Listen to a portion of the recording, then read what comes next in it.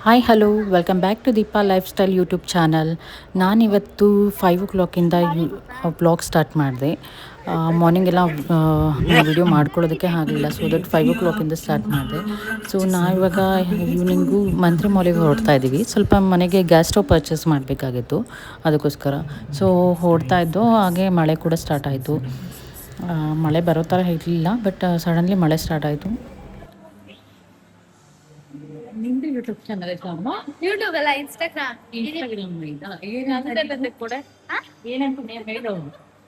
ನಿಮ್ಮ ಭೂಮಿಕಾ ಗೌಡ _121. ನಿಂದು ನಿಂದು ಎಲ್ಲರೂ ಫಾಲೋ ಮಾಡಿ.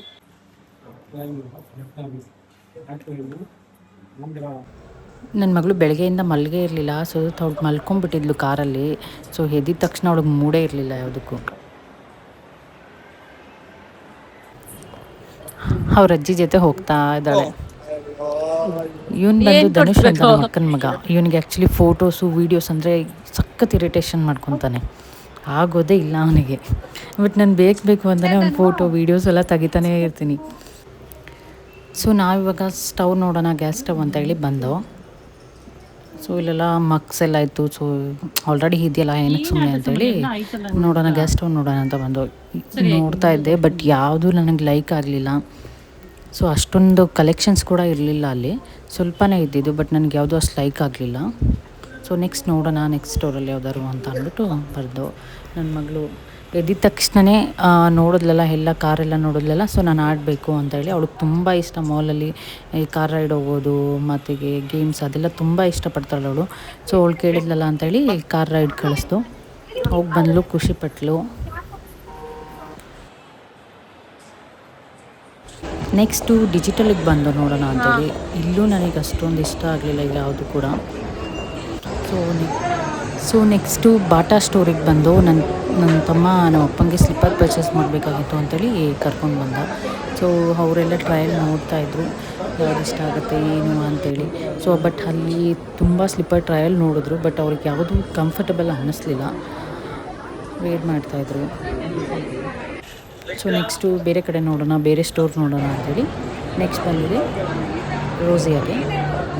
ಆ್ಯಂಡ್ ಇಲ್ಲೆಲ್ಲ ಸ್ಲಿಪ್ಪರ್ ಟ್ರೈ ಮಾಡ್ತಿದ್ದಾರೆ ಅಪ್ಪ. ಸೊ ಟ್ರೈ ಮಾಡಿ ಫೈನಲಿ ಒಂದು ಓಕೆ ಆಯಿತು. ಓಕೆ ಆದಮೇಲೆ ಸೊ ಬಿಲ್ಲಿಂಗ್ ಎಲ್ಲ ಮಾಡಿಸಿ ತಗೊಂಡು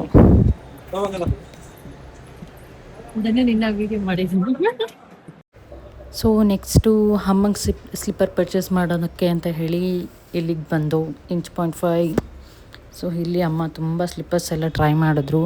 ಫೈನಲಿ ಒಂದು ಅವ್ರಿಗೆ ಕಂಫರ್ಟಬಲ್ ಅಂತ ಹೇಳಿ ಇಷ್ಟ ಆಗಿ ಒಂದು ಸ್ಲಿಪ್ಪರ್ ಪರ್ಚೇಸ್ ಮಾಡಿದ್ರು ಫೈನಲಿ.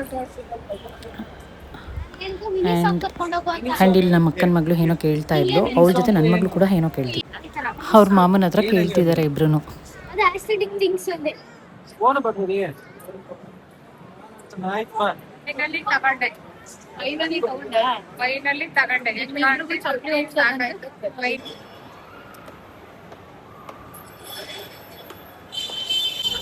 ಸೊ ನನ್ನ ಮಗಳು ಕಾರ್ನ್ ಕೇಳಿದ್ಲು. ಅವಳಿಗೆ ಕಾರ್ನ್ ಅಂದರೆ ಸಿಕ್ಕಾಪಟ್ಟೆ ಇಷ್ಟ. ಅವಳಿಗೆ 2 days once ಕೂಡ ಮನೆಯಲ್ಲಿ ಮಾಡಿಕೊಡ್ಬೇಕು ತೊಗೊಂಡು. ನೆಕ್ಸ್ಟ್ ಫಸ್ಟ್ ಕಾಫಿ ಕುಡಿಯೋಣ ಅಂಥೇಳಿ ಕಾಫಿಗೆ ಬಂದು.